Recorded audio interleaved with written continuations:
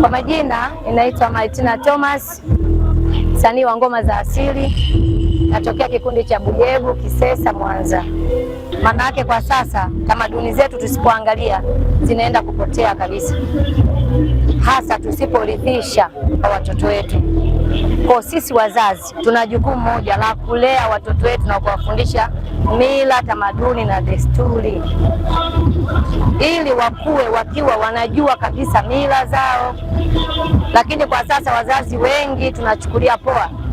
Mtoto hadi anafikisha miaka 7 hajui kuongea kabila lake, jua kwamba huyu amepotea, kapoteza. Majina yangu ni Boniface Ndengo, ni mkurugenzi mkuu wa kampuni ya uwekezaji, kampuni ya umma Hyper PLC. Eneo ambalo tunatakiwa tulifanyia uwekezaji hasa ni upoteaji wa baadhi ya lugha na makabila ya Watanzania. Unajua Tanzania inaheshimika duniani kuwa na makabila mengi, lakini ambayo tunaishi kwa amani. Sasa katika ile kuendeleza lugha ya Kiswahili kama lugha ya taifa ni faida, lakini pia imeleta changamoto ya kupunguza nguvu ya makabila yetu na lugha zetu za asili. Kwa hiyo tunadhani maonyesho yanayokuja pengine tuongeze pia nguvu, watu waje hapa waongee lugha za asili. Lugha za Kikelewe, Kisukuma, watu wasikia wanavyoongea Kisukuma, Kikara, Kikuria, Kizanaki. Tunafikiri hizo nayo itakuwa ni namna moja ya kuendeleza utamaduni. Maana naona kama eneo hilo ni kama linaenda kuachwa. Kwa majina naitwa Vincent Faustini, natoka Bujora, ni mwana sanaa. Yes, tamaduni zote pasipokuwa na umakini na ufuatiliaji na usimamizi wa hivi vitu unaweza kupotea. Yaani utamaduni wa kabila lolote lile inabidi sana, ndio maana nikasema kwamba tutiliwe mkazo. Hii tamaduni ifundishwe kwa hawa watoto wa shule ya msingi, wakiwa wanatenga hata nusu saa au lisali moja, hata Ijumaa hiyo sport and game kwenye mashule unafundisha watoto angalau kabila fulani, unafundisha angalau kwa nusu saa au lisali moja. Mtoto atakuwa na uelewa fulani, atakuwa na picha fulani kwamba kumbe mimi Mwaya, kumbe mimi Msukuma, tamaduni zangu ni hizi. Lazima hata kama akimaliza masomo yake atakuwa na kitu fulani kwenye akili yake kwamba lazima, mbona nilikuwa nafundishwa hivi, kwa nini niuache?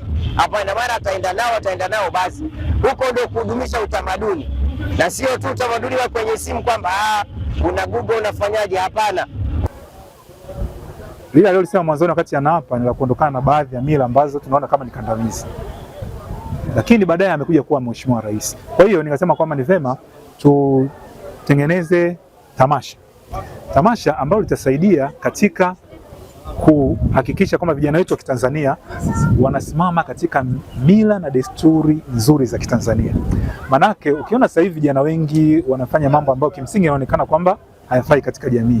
Vijana wengi unaona ni wavuta bangi, ni walevi, lakini vijana wengine wana msongo wa mawazo, wengine wana matatizo ya afya akili, vijana wengine ndio wanajiua, wengine wanaua wenzao, wanakuwa na migogoro hapa na pale. Lakini ukiangalia mara nyingi mambo wanayatoa wapi?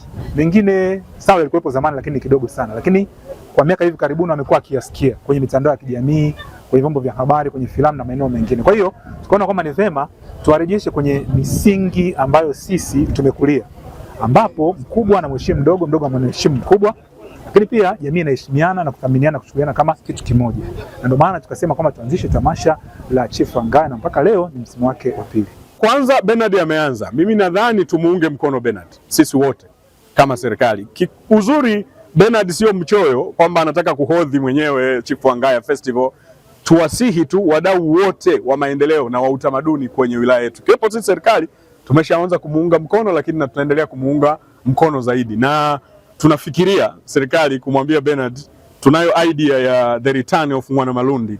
Sasa tutamwambia Bernard, yani sisi idea yetu ni 1, 2, 3. Tunataka upite humu. Naamini na yeye atapita humo. Kwa hiyo ni kumuunga mkono zaidi Bernard ili aweze kufanikiwa.